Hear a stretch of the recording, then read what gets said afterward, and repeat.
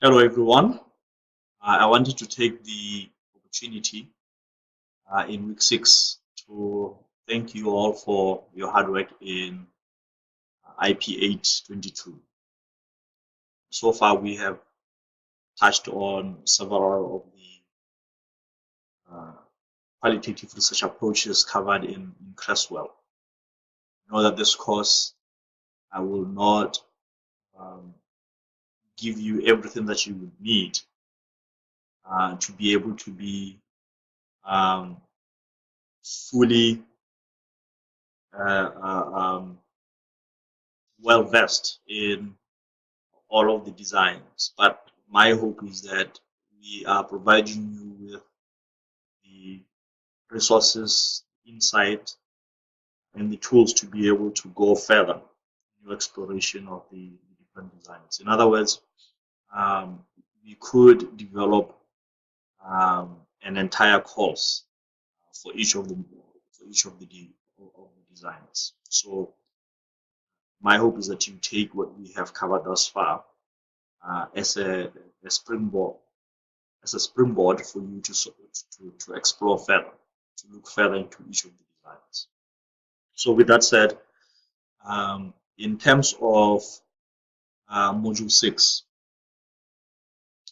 we will focus on the case study design, which is an interesting design in that for the most part, you can make an argument from both the qualitative strand as well as from the quantitative strand. I have read several articles where the researcher was conducting a uh, primarily quantitative study, but using the case study approach. Um, and I have also seen others who are purely qualitative case studies. So we will talk a little bit about the different types of qualitative, rather the different types of case studies in Unit 11. So for the readings, this is just the start. This is just the start. So make sure that you read Creswell. So for this week, we suggested Appendix F. You can also go back to, I think it was module either 1 or 2, where we looked at all the different types of designs. You can look at some of the readings from there because we also covered a little bit of the case study in the readings. But I will also provide some additional materials. So the Ying reading is also one of the required readings as well as the video. So make sure that you read those before attempting the assignment. So in terms of the discussion for this week, as you know that in clinical work and in counseling, we often see the use of case studies. I know, for example, in my past experience, I worked as a case manager, and the case study approach was used in that job. So then the question becomes, what is the difference between uh, the traditional case study used in clinical work versus a case study in a research qualitative research approach or context?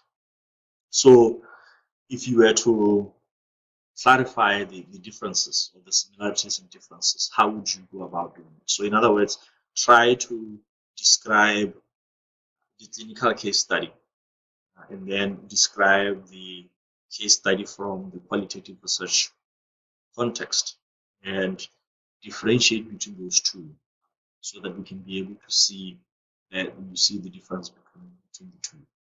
And as you do that, think about overall how can you apply the case study approach in terms of research in an IP. So think of, for example, if you're working on a dissertation and you wanted to use the case study approach, how might you go about doing that? So I think it should be a fun discussion. We left it broad intentionally, um, but that was to provide you with more avenues to branch to. So in terms of Unit 12, in Unit 12, as you know, the group presentation is due. So as I mentioned to some of you who asked the question, here we are looking for one deliverable from each group. So in terms of the presentation itself, the group members have to participate. There are different ways of participation.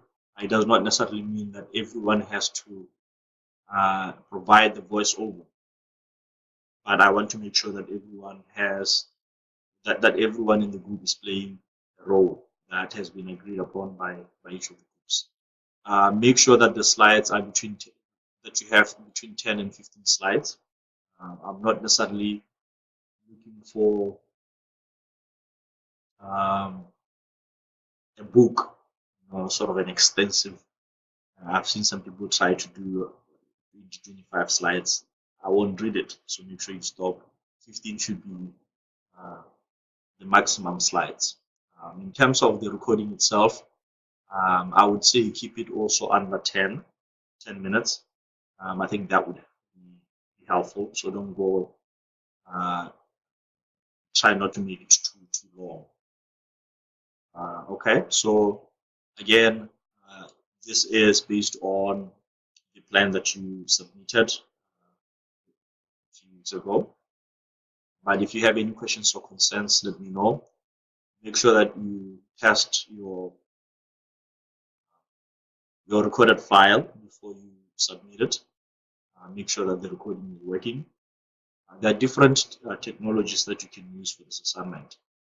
So after you have created your PowerPoint, you can use what's called Microsoft Mix, for example, to submit your link. If you're not familiar with Microsoft Mix, let me know. I can share some examples. Another one is Screencast-O-Matic. You can create your slides, particularly if only one person is doing the voiceover. But if it's multiple people, GoToMeeting would be the best place to do. So thank you so much for all your hard work. If you have any questions or concerns, please let me know. I know that we are also getting closer to the final assignment. If you need me to schedule a one-on-one via GoToMeeting, just send me an email and we can have a one-on-one meeting. Thank you.